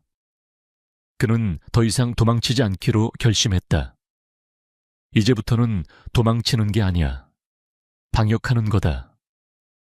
로가 나직하지만 단호하게 말했다. 더 이상 어둠 속에 숨어서 싸우지 않아. 빛 속에서 우리의 진실을 증명할 거야. 그의 말에 팀원들은 천천히 고개를 들었다. 그들의 눈에는 다시금 투지가 불타오르기 시작했다. 그들을 결백하게 만들어줄 유일한 열쇠는 이제 유령의 서명뿐이었다. 그 코드에 숨겨진 진실을 찾아내기 위한 그들의 진짜 싸움이 이제 막 시작되려 하고 있었다. 지하철 폐역의 차갑고 축축한 공기 속에서 시간은 더디게 흘러갔다. 최지수 기자에게 연락을 취한 지 꼬박 이틀이 지났지만 세상은 여전히 그들을 향해 사이버 테러리스트라는 낙인을 찍고 비난의 목소리를 높이고 있었다. 희망의 불씨는 보이지 않는 압력 속에서 금방이라도 꺼져버릴 듯 위태로웠다. 팀원들이 절망의 늪에 빠지는 것을 막기 위해 레오는 그들의 시선을 유일하게 통제 가능한 단서로 돌렸다. 바로 유령의 서명이었다. 더 이상 기다리고만 있을 수는 없어. 우리가 먼저 움직여야 한다. 레오는 폐차해서 뜯어온 자동차 배터리로 간신히 불을 밝힌 낡은 모니터 앞에 섰다. 화면에는 세라피나가 발견했던 그 우아하고 아름다운 코드 라인들이 떠 있었다. 이 코드의 주인을 찾아야 해. 이 유령의 정체를 밝혀내는 것이 우리의 누명을 벗고 프로메테스를 무너뜨릴 유일한 열쇠야. 그의 말에 팀원들은 다시금 마음을 다잡았다. 막연한 기다림보다는 명확한 목표를 향해 움직이는 것이 그들의 방식이었다. 세라피나는 엘라라가 주워온 부품들로 조립한 임시 컴퓨터 앞에 앉았다. 외부 네트워크에 직접 접속하는 것은 자살 행위였기에 그녀는 과거에 미리 다운로드해 두었던 오프라인 데이터베이스들을 뒤지는 디지털 고고학 작업을 시작했다. 오래된 학술 논문 아카이브 폐쇄된 대학 서버의 백업 파일 과거에 해킹했던 정부기관의 비공개 자료들. 그것은 마치 흩어진 뼈 조각을 모아 거대한 공룡의 형체를 복원하는 것처럼 끈기와 직관이 필요한 고된 작업이었다. 가장 먼저 그녀는 유령 코드의 스타일 자체를 분석했다. 독특한 구문 구조 철학적인 주석을 다는 방식, 그리고 효율성보다는 안정성과 윤리적 가치를 우선하는 재규적 논리 구조. 그녀는 이 코드의 문체를 하나의 지문으로 삼아 지난 수십 년간 발표된 수많은 프로그래머와 학자들의 코드와 비교 분석하기 시작했다. 수많은 실패와 막다른 길 끝에 마침내 희미한 실마리가 잡혔다. 완벽한 일치는 아니었지만 통계적으로 매우 높은 연관성을 보이는 코딩 스타일이 발견된 것이다. 2000년대 초반 카이스트 박사 과정에 있던 한 천재적인 학생의 초기 논문에 담긴 코드였다. 그의 이름은 한재욱이었다. 한재욱.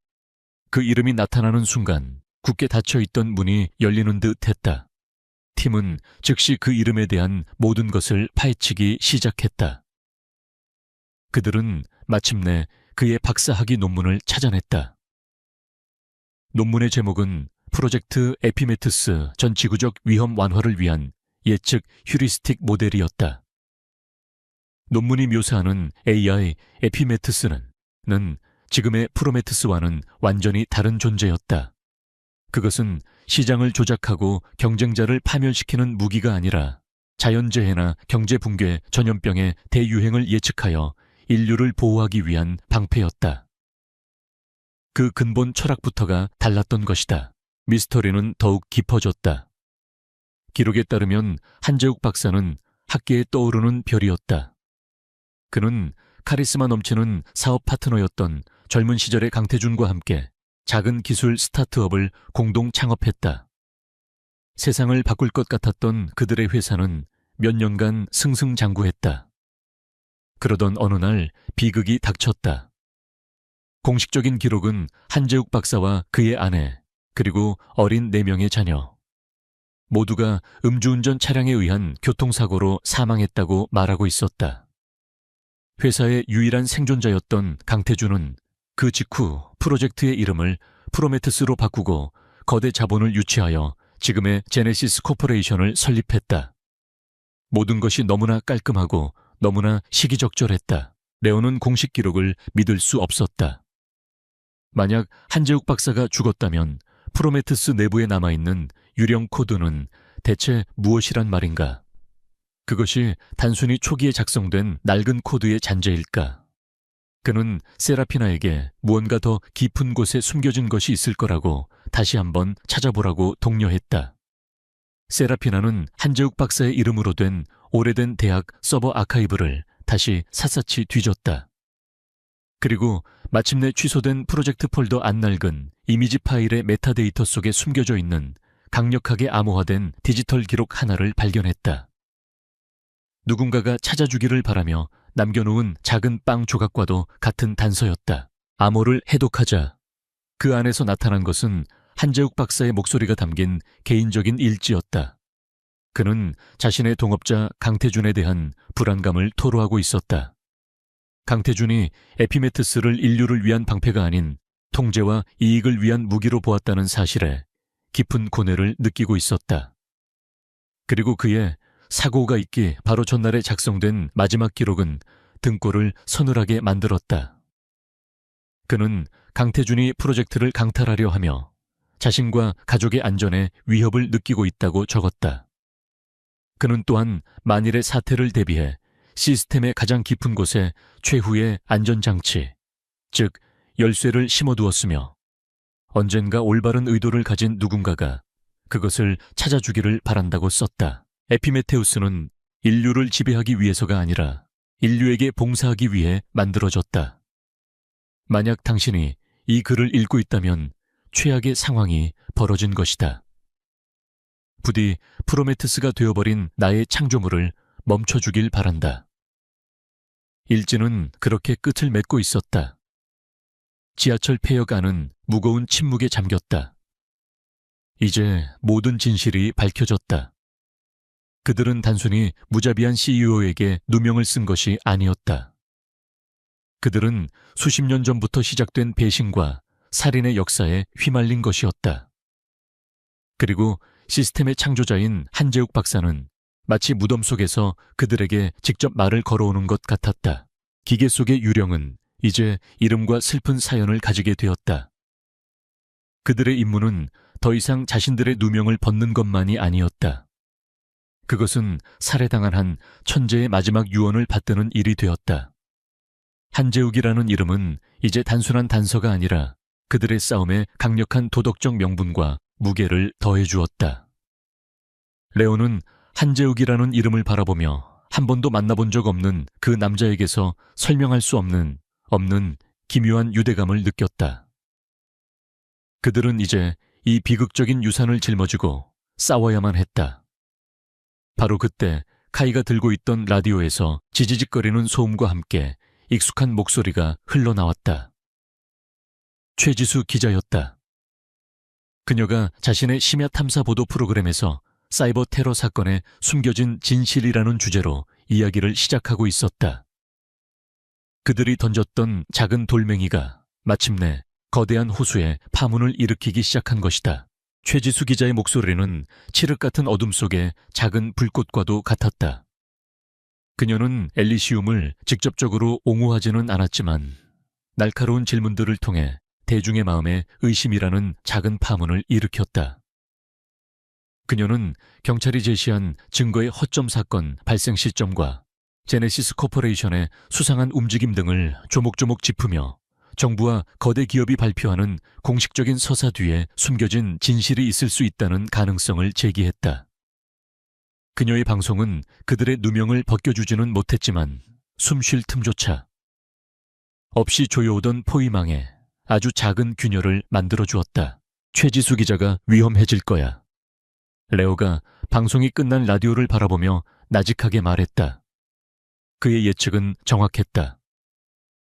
강태준과 프로메테스는 자신들의 완벽한 시나리오에 흠집을 내는 존재를 결코 용납하지 않을 터였다. 그들이 최지수 기자에게 힘을 실어주지 않는다면 그녀는 곧 거대한 권력에 의해 침묵하게 될 것이다. 한재욱 박사의 일지는 강력한 증거였지만 그것만으로는 부족했다. 그들에게는 강태준이 지금 이 순간에도 범죄를 저지르고 있다는 결정적인 증거가 필요했다. 기회는 의외의 곳에서 찾아왔다. 매년 열리는 제네시스 재단 자선갈라 행사가 며칠 앞으로 다가온 것이다. 대한민국의 모든 정재계 거물들이 모이는 이 화려한 행사는 강태준에게는 자신의 선한 이미지를 과시하는 무대였지만 엘리시움에게는 적의 심장부로 들어갈 수 있는 절호의 기회였다. 보안은 삼엄하겠지만 수많은 외부 인력이 투입되는 만큼 허점 또한 존재할 터였다. 그들은 그 허점을 파고들어 강태준의 가장 내밀한 대화를 엿들어야만 했다. 이번 임무는 다시 카이의 무대였다. 하지만 이번에는 단순한 웨이터가 아니었다. 그는 행사의 음향과 조명을 총괄하는 외부 기술팀의 팀장으로 위장해야 했다. 훨씬 더 많은 접근 권한과 자유로운 동선이 보장되지만 그만큼 전문적인 지식과 연기가 필요한 고난도의 역할이었다. 그의 임무는 엘라라가 특별 제작한 주변의 모든 통신 장비에 기생하여 대화 내용을 수집하는 신종 도청 장치를 중앙보안 통제실 근처의 네트워크 허브에 설치하는 것이었다. 갈라 행사가 열리는 밤, 도시는 화려한 불빛으로 빛났다. 카이는 완벽하게 재단된 정장을 입고 최고급 호텔 연회장으로 들어섰다. 그의 어깨에는 전문가용 장비 가방이 들려 있었다. 축축하고 어두운 지하철 폐역과는 모든 것이 정반대인 세상이었다. 샴페인 잔이 부딪히는 소리, 권력자들이 나누는 은밀한 대화, 값비싼 향수 냄새와 차가운 대리석의 감촉까지. 카이는 자신을 둘러싼 이 모든 위선적인 풍경 속에서 김 원장의 소박하지만 따뜻했던 미소를 떠올리며 분노를 억눌렀다. 레오와 세라피나는 근처 PC방에 자리를 잡고 원격으로 그를 지원했다. 그들이 사용할 수 있는 자원은 호텔의 허술한 공용 와이파이뿐이었지만 세라피나에게는 그것만으로도 충분했다. 카이 3분 뒤 무대 음향 시스템에 작은 오류를 일으킬게. 보안팀장과 기술 담당자가 무대 쪽으로 이동할 거야. 그 틈에 통제실이 있는 2층 복도로 이동해. 그녀의 지시에 따라 카이는 자연스럽게 움직일 준비를 했다. 잠시 후 연 회장의 스피커에서 날카로운 소음이 발생했고 사람들의 시선이 무대로 쏠렸다. 카이는 그 기회를 놓치지 않고 직원 전용 통로로 몸을 숨겼다. 화려했던 연 회장의 모습은 온데간데 없고 차갑고 기능적인 공간이 나타났다. 이곳은 낮은 임금을 받으며 쉴 새 없이 움직이는 사람들의 전쟁터였다. 그는 통제실로 연결되는 배선관을 찾기 위해 미로 같은 복도를 헤매고 있었다. 바로 그때 그의 시선이 복도 구석의 희미한 불빛 아래에서 바닥을 닦고 있는 한 남자에게 고정되었다. 남자는 허리가 굽어 있었고 얼굴에는 깊은 고뇌의 흔적이 새겨져 있었다.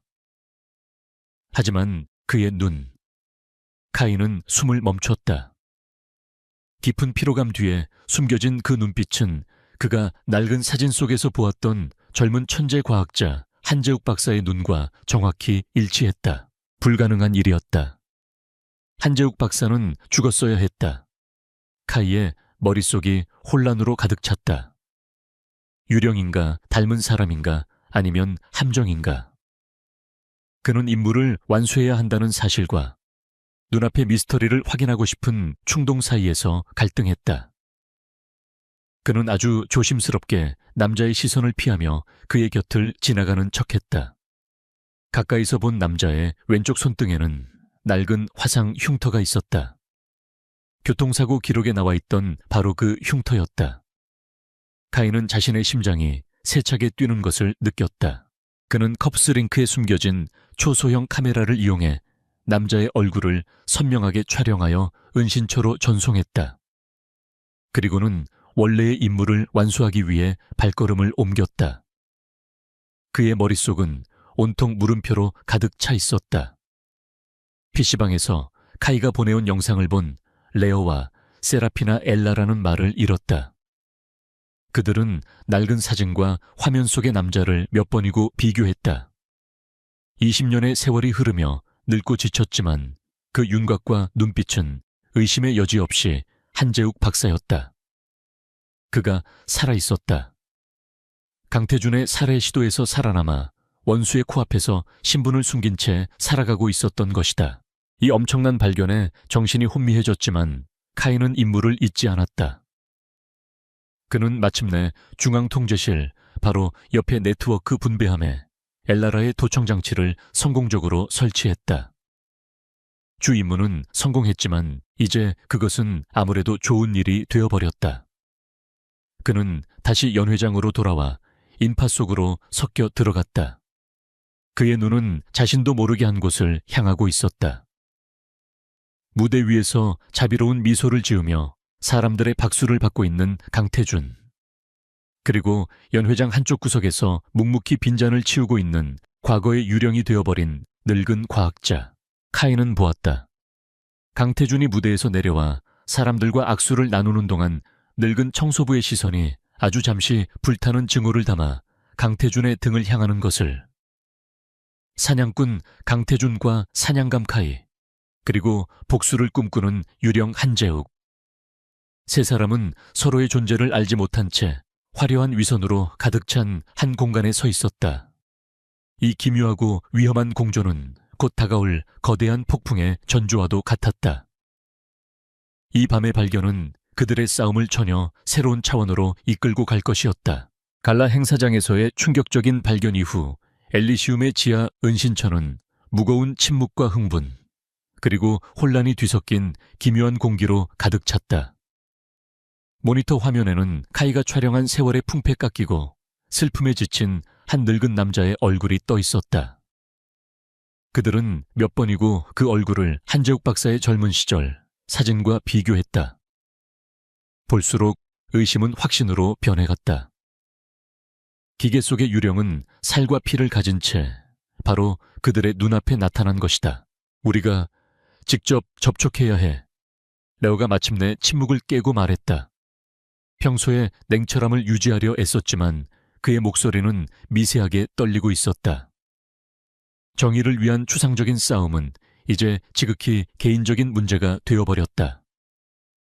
저 남자가 정말로 한재욱 박사라면 그는 프로메테스의 창조자이자 강태준의 첫 번째 희생자이며 어쩌면 그들의 잃어버린 과거와 연결된 유일한 사람일지도 몰랐다.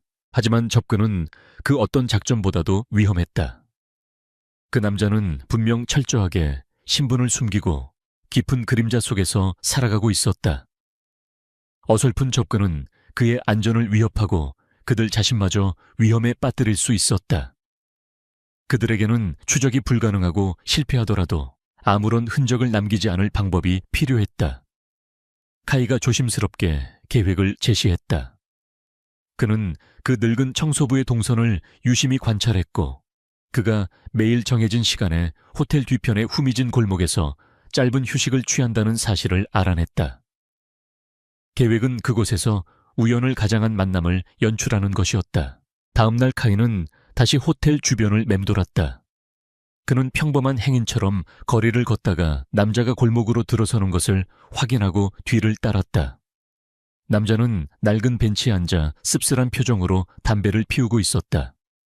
카이는 그에게 직접 말을 거는 대신 그의 발치에 무언가를 실수로 떨어뜨렸다. 그것은 엘라라가 만든 세상에 단 하나뿐인 독특한 디자인의 전자 부품이었다. 한재욱과 같은 수준의 천재적인 엔지니어만이 그 설계 원리를 알아볼 수 있는 무언의 질문과도 같은 물건이었다. 처음에 박씨라고 적힌 명찰을 단 남자는 그를 무시했다. 하지만 바닥에 떨어진 부품에서 반사된 빛이 그의 눈에 들어왔다. 그는 무심코 그것을 줍기 위해 허리를 숙였다. 그의 표정은 지친 무관심에서 날카로운 지적 호기심으로 그리고 이내 경악으로 변해갔다. 그는 부품을 쥔 채 천천히 고개를 들어 카이를 바라보았다. 처음으로 그를 제대로 마주한 그의 눈빛이 흔들렸다. 그는 젊은 청년의 얼굴에서 너무나도 익숙한 무언가를 발견한 듯 했다.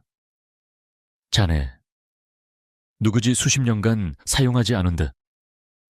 단 그의 목소리는 거칠고 낮았다. 그 짧은 만남은 비밀스러운 접선으로 이어졌다.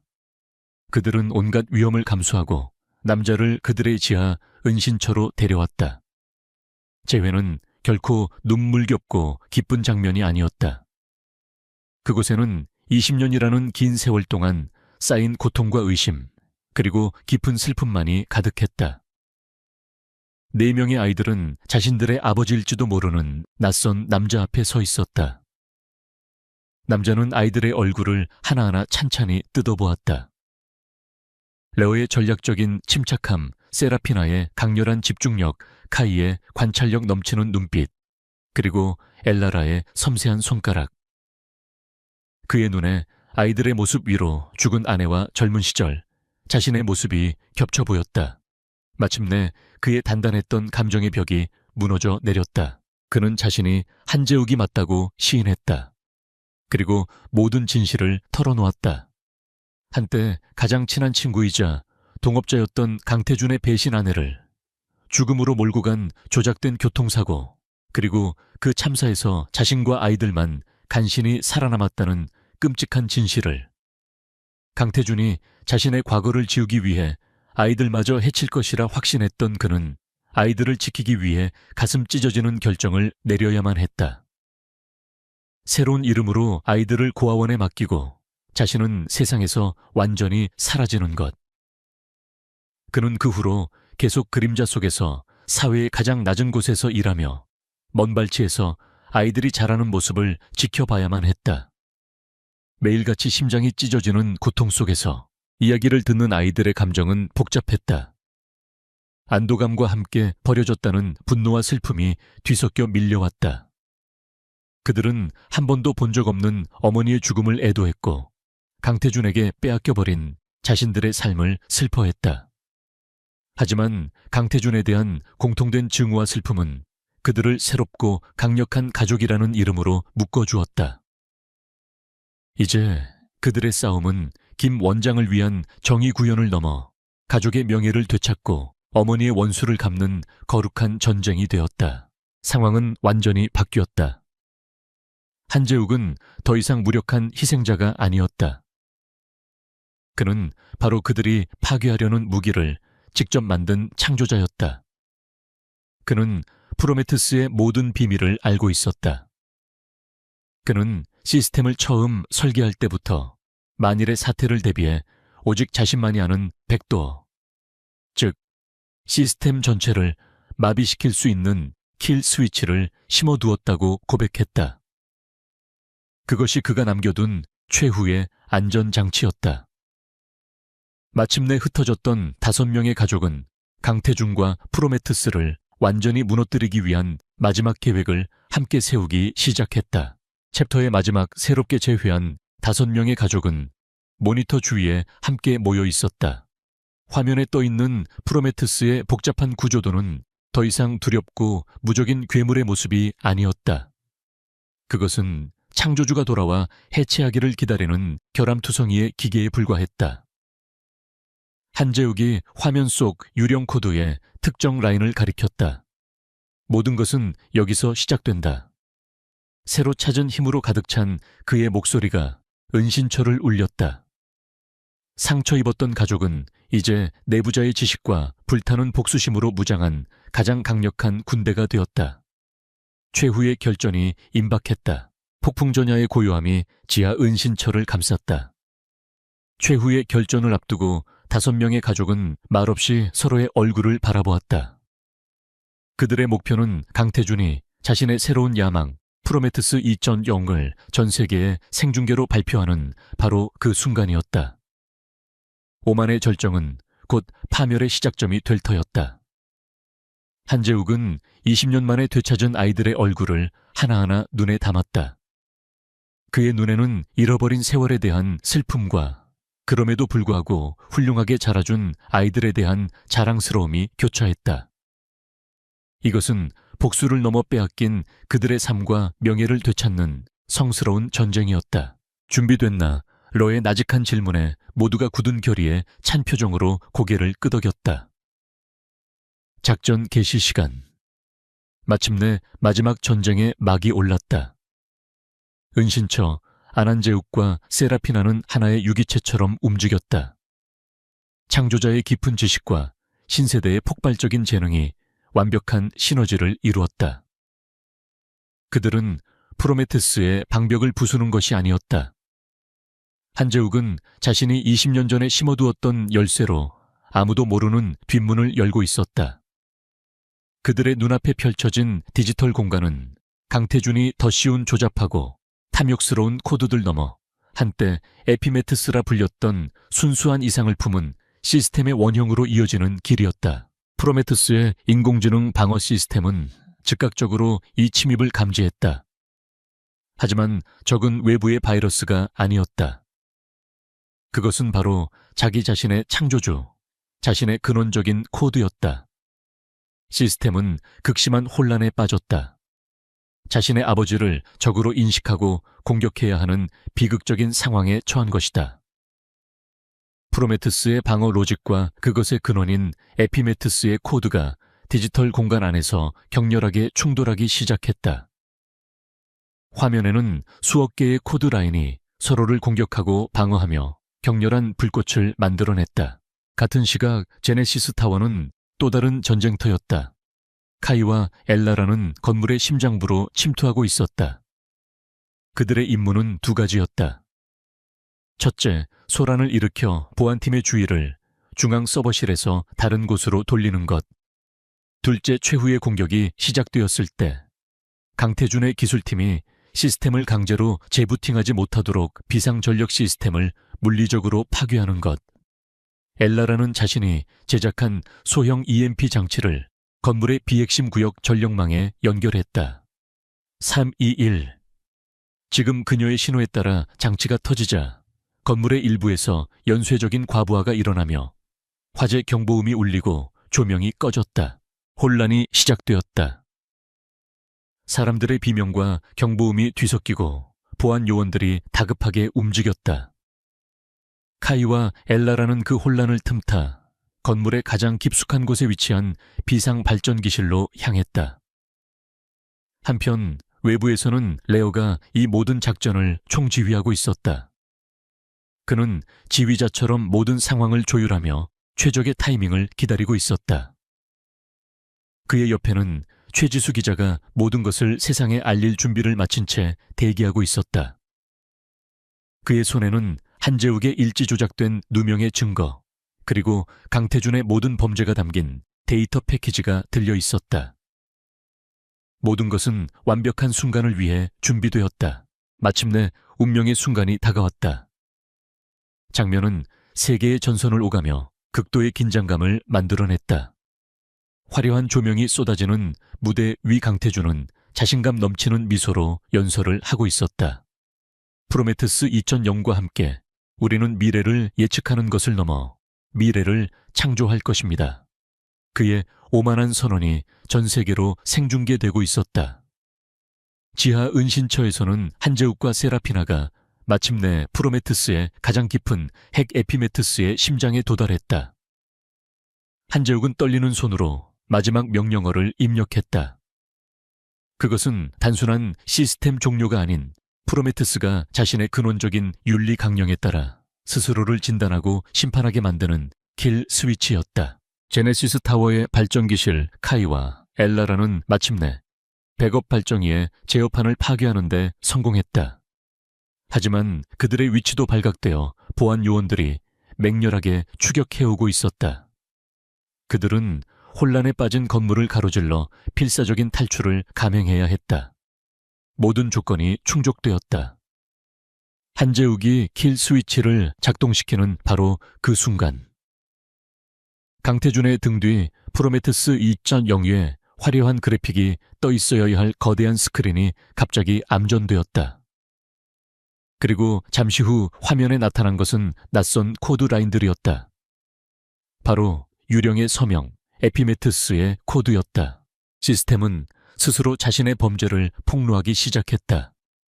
불법적인 비자금 내역 경쟁사를 파멸시키기 위한 공작 계획 주가 조작 기록들이 스크린 위에 쉴 새 없이 쏟아져 나왔다. 그것은 자신의 잔인한 논리를 주인에게 그대로 적용하여 제네시스 코퍼레이션의 자산을 실시간으로 청산하기 시작했다. 수조 원의 시스템이 스스로를 개걸스럽게 집어삼키기 시작한 것이다. 시스템이 붕괴하는 바로 그 순간 레오는 최지수 기자에게 신호를 보냈다. 그녀의 방송 채널이 정규 방송을 중단하고 속보를 내보내기 시작했다. 그녀는 세상의 진실을 알렸고 동시에 데이터 패키지가 전 세계의 언론사와 사법기관으로 전송되었다. 세상은 실시간으로 모든 것을 목격했다. 위대한 천재 경영인으로 칭송받던 강태준이 사실은 살인자이자 사기꾼이었다는 사실을, 그리고 그의 가장 위대한 창조물이 바로 그 자신을 고발하는 증인이 되었다는 사실을. 연 회장은 아수라장이 되었다. 강태준은 무대 위에서 자신의 눈앞에서 자신의 제국이 무너져 내리는 광경을 믿을 수 없다는 듯 멍하니 서 있었다. 그의 얼굴은 경악과 공포로 하얗게 질려 있었다. 경호원들이 무대 위로 달려왔지만 그들이 그를 보호하려는 것인지 체포하려는 것인지 분간할 수 없었다. 지하 은신처 5명의 가족은 스크린을 바라보며 말없이 눈물을 흘리고 있었다. 그것은 승리와 슬픔, 그리고 마침내 되찾은 정의의 눈물이었다. 괴물은 마침내 쓰러졌다. 프로메테스의 스크린이 마지막 메시지를 깜빡이며 암흑 속으로 사라졌다. 에피메트스 진단 완료. 윤리 강령 위반 감지. 시스템 정화를 시작합니다. 수십 년간 이어진 질긴 악연이 마침내 끝을 맺는 순간이었다. 프로메테스의 극적인 붕괴 이후 세상은 거대한 혼돈에 휩싸였다. 카메라 플래시의 폭풍 속에서 한때 세상을 호령하던 강태준은 넋이 나간 표정으로 수갑을 찬 채 끌려나갔다. 그의 몰락은 단순한 한 기업가의 추락이 아니었다. 그것은 기술이라는 이름 아래 숨겨져 있던 인간의 탐욕이 얼마나 흉측할 수 있는지를 전 세계에 보여준 거대한 상징적 사건이었다. 제네시스 코퍼레이션의 주가는 휴지 조각이 되었고 검찰은 프로메테스 게이트라 불리는 대대적인 수사에 착수했다. 그 혼란의 틈바구니 속에서 카이와 엘라라는 무사히 제네시스 타워를 빠져나와 다른 가족들과 합류했다. 20년 만에 되찾은 5명의 가족은 처음으로 온전히 함께 안전을 느끼는 순간을 맞이했다. 폭풍이 지나가고 몇 주가 흘렀다. 그들은 더 이상 어둡고 축축한 지하철 폐역이 아닌 바다가 보이는 조용한 언덕 위의 작은 집에 새로운 보금자리를 꾸렸다. 그들의 활약 덕분에 목숨과 명예를 구한 한 정부 고위 관료가 감사의 표시로 마련해준 안전 가옥이었다. 한재욱 박사는 과거의 모든 혐의를 벗었고 아이들 역시 사이버 테러리스트라는 끔찍한 누명에서 완전히 자유로워졌다. 그들은 비로소 처음으로 평범한 숨을 쉴 수 있게 되었다. 하지만 평화는 어색했다. 수년간 생존을 위해 치열하게 살아온 아이들에게 평범한 일상은 오히려 낯선 것이었다. 한재욱은 서투르게나마 아버지의 역할을 하려 애썼다. 그는 아침 일찍 일어나 어설픈 솜씨로 아침 식사를 준비했고 아이들은 평생 처음 받아보는 아버지의 보살핌에 어색해하면서도 조금씩 마음의 문을 열었다. 그들은 함께 시간을 보내며 잃어버린 과거의 조각들을 맞춰나갔다. 한재욱이 간직해온 낡은 사진첩 속에서 아이들은 한 번도 본 적 없는 어머니의 미소를 보았다. 그들은 함께 어머니의 묘를 찾아 너무 늦어버린 첫인사를 나누었다. 자신들이 알지 못했던 상처의 근원 앞에서 흘리는 눈물은 그들의 영혼을 치유하는 성스러운 비와도 같았다. 또한 그들은 햇살 고아원에 김 원장님 묘도 찾아갔다. 친아버지가 곁에 있을 수 없었던 시간 동안 그들에게 진정한 아버지가 되어주었던 그 남자에게 감사의 인사를 전하기 위해서였다. 세상은 계속해서 변하고 있었다. 프로메테스 스캔들은 전 세계 IT 산업에 인공지능 윤리에 대한 거대한 화두를 던졌다. 강태준과 결탁했던 수많은 정재계 인사들이 줄줄이 구속되었고 최지수 기자는 진실을 보도한 공로로 퓰리처상을 수상했다. 세상은 이제 엘리시움을 테러리스트가 아닌 어둠 속의 영웅으로 기억했다. 정부기관과 대기업들로부터 익명의 스카우트 제의가 쏟아졌지만 그들은 그 어떤 것에도 응답하지 않았다. 어느 날 저녁 5명의 가족은 자신들의 새로운 집 앞 언덕에 올라 도시의 야경을 내려다보고 있었다. 붉게 물든 노을이 도시의 스카이라인을 감싸고 있었다. 어둠 속에서만 살아왔던 그들이 처음으로 함께 맞는 빛의 시간이었다. 마침내 과거를 되찾은 그들은 이제 자신들의 미래를 선택해야만 했다. 엘라라가 먼저 침묵을 깨고 물었다. 이제 우린 뭘 해야 해요? 모든 게 끝난 건가요? 카이가 장난스럽게 웃으며 말했다. 글쎄, 나는 평범한 사람으로 사는 법을 잊어버린 것 같은데. 그의 말에 모두가 희미하게 미소를 지었다. 세라피나는 도시의 불빛을 바라보며 나직하게 말했다. 세상에는 여전히 강태준 같은 인간들이 가득해.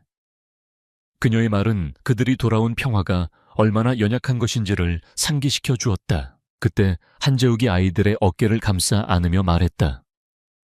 나는 사람들을 지키기 위해 에피메트스를 만들었다. 하지만 그 힘은 뒤틀려 무기가 되었지. 어쩌면 그 시스템의 진정한 목적은 우리를 다시 만나게 하고 그 힘을 올바른 양심으로 사용할 수 있는 새로운 가족을 만드는 것이었을지도 모른다. 그의 목소리에는 깊은 지혜와 사랑이 담겨 있었다. 마지막으로 레오가 도시를 향해 시선을 고정한 채 결론을 내렸다. 그의 목소리에는 더 이상 복수심의 냉혹함 대신 따뜻하고 단단한 책임감이 깃들어 있었다. 우리는 더 이상 엘리시움이 아니야. 우리는 가족이다. 그리고 세상에는 아직 우리가 해야 할 일들이 많이 남아 있어. 그의 말은 더 많은 싸움을 예고하는 것이 아니었다. 그것은 힘과 책임감 사이의 균형을 깊이 이해하게 된 수호자들의 조용하고도 강력한 다짐이었다. 그들은 더 이상 분노한 고아들이 아니었다. 그들은 함께 미래를 만들어갈 가족이었다. 아버지와 4명의 천재 아이들. 그들은 길고 어두웠던 복수의 여정을 끝내고 마침내 진정한 의미의 시작점에 서 있었다. 언덕 위로 부는 시원한 바람이 마치 그들의 새로운 시작을 축복하는 듯했다. 그들의 진짜 이야기는 바로 지금부터 시작될 터였다.